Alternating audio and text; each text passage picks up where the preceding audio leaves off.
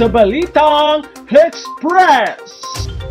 Drug hunter si Joey Espinido na sa narcolis laban ng Pangulo. Panoorin ang buong detalye sa video nito.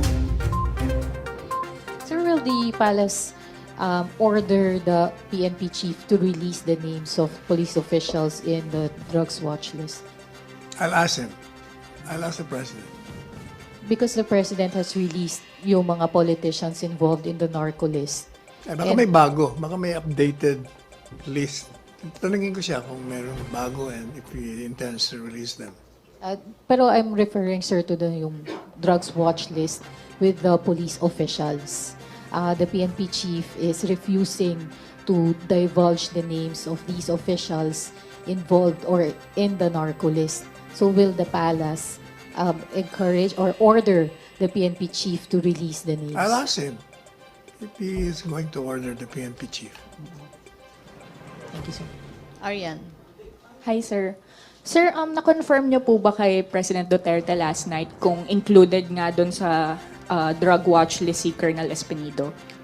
No, hindi ko na. We're so busy discussing yung ibang aspects eh. Pero sir, is the That palace... escaped my mind. Okay, sir. Pero sir, is the palace planning to investigate yung report po na yon? Palagi naman Yung ganyan ang inclusion. palasyo, di ba? If there are some reports, it validates it. Will the President meet with Colonel Espinido? Yan ang hindi ko alam.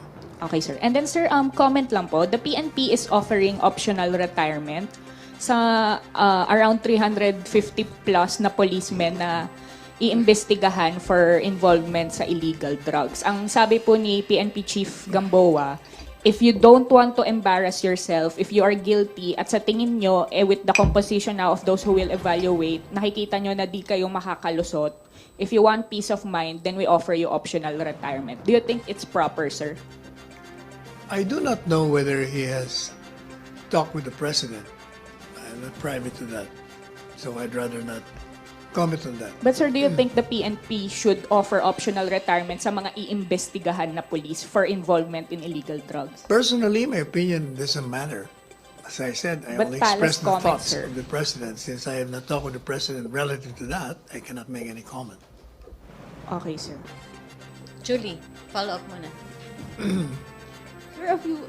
Sir, a few days ago, sinabi po ni President Duterte instructing the Chief of the Philippine National Police na yung mga may links to drugs, alisin mo yan, i-revamp mo yan.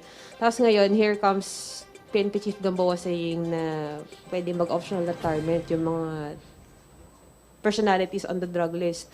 Does the palace think na yung actions ni PNP may run contrary to the President's order to the PNP Chief na to get rid of those na... Di ba he's getting rid of them by offering that? Ganun na nga rin yun. So is that an acceptable option to the palace? But, you know, giving them retirement option doesn't mean they will not be prosecuted. There is evidence they've been involved. Yes, sir. Pero kasi yung the administrative case, wala na po. Tapos makukuha nila yung retirement benefits nila if they are allowed to retire early. Or if they're criminally prosecuted, kung kasama yun sa judgment ng court, may magagawa ba sila? Okay, sir. So, sir, i-clarify ko lang, sir, ha. Yung actions ng PNP in offering optional retirement ay not necessarily contrary to the President's statement na to get rid of or to sibakin yung mga may kinalaman sa drugs sa PNP. Kasi nga, as I said, getting rid of them through retirement doesn't preclude the filing of criminal prosecution. Okay. Edi ganun din yun, kung may ebidensya. Thank you, sir. Okay, Ace. Balikan ko lang yun, Secretary. Kasi kapag pinag-retire mo, you can give them a graceful exit eh. Pero as I said, kung may ebidensya lamang sa'yo, papailan ka pa rin ng kaso. So, And by getting that retirement, you're admitting you're involved. Kasi precisely yun ang purpose. Kayong mga sa tingin nyo, baka may embarrass kayo pagdating ng araw kasi involved kayo, mag-retire na lang kayo. Pag nag-retire kayo, ibig sabihin kasama ka doon. Diba, admission? hindi sila off the hook. Definitely, they will not be off. Hindi mo po pwede kay Presidente yun. Follow up muna. Okay. Arian?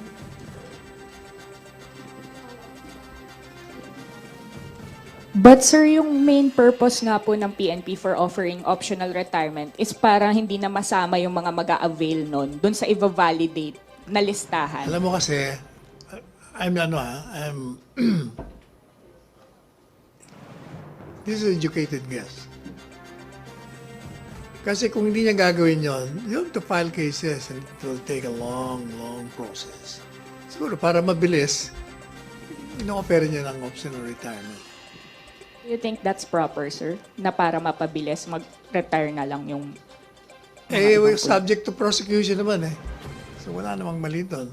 It would be different kung binigyan mo ng optional retirement, pagkatapos may criminal waiver ng prosecution. Ay, ibang usapan yun. That would be unlawful.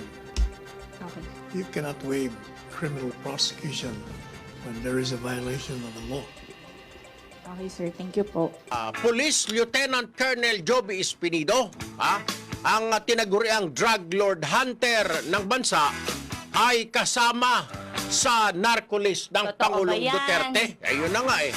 Ating alamin ho yan. Okay ba yan? Tutok lamang ho kayo. Dito na ho tayo ngayon. Nasa linya po ng aming telepono ang hepe ng Philippine National Police, si Gen.Archie Gamboa. Magandang umaga, General Gamboa, sir.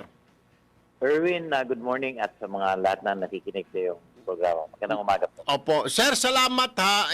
Meron lang po akong gustong i-clarify kasi kagabi pa ho nung ipinost sa social media ng mga news online yung tungkol po kay Lieutenant Colonel Espinido na nasa narco list daw ng Pangulo. Marami po nagulantang, lalo na po ang mga ka-DDS natin at hindi sila makapaniwala na ang poster boy ng Duterte administration, ang sinasabing drug lord hunter ng gobyerno, ay kasama at sabit din pala sa droga. General, can you please explain, is this fake news or is this true news, sir? Ito, ganito ang statement ko dyan, Erwin. No? Opo, I opo. neither confirm nor deny Opo. that Espinido is in the drug list. All right. Ang kasi, bakit, ano? Opo. And anybody na sabihin nila na relieve ito, kasama ba, I would like to stop that whatever Notion. speculation na ibigay nila. Kasi una, Erwin, ang sabi ko, nag-promise ako doon sa 357. Opo. Look, ayokong i-divulge ang pangalan nyo. Sa matter of fact, ayoko kahit makita yung mga anino nyo. Yes, sir. Pangalawa, yung kasing PRRD list is a very confidential list, no? Opo. That's why we are undergoing a validation para itingnan kung ano yung basihan, bakit nasa listahan, Oho. at kung may basihan ba. Kasi lahat ng information Oo. na pumapasok sa agencies, Oho. ito yung kaya na isasali yung pangalan mo. Kaya ang process after mailagay ka sa listahan Oo. is a validation and adjudication process to really find out kung merong ebidensya o wala. Kasi kung wala naman, tatanggalin ka. So kaya ang sabi ko, I don't want to discuss anything about the list, no? Oo. Kasi after Espinido, sino kayang itatanong na naman nila sa akin ulit?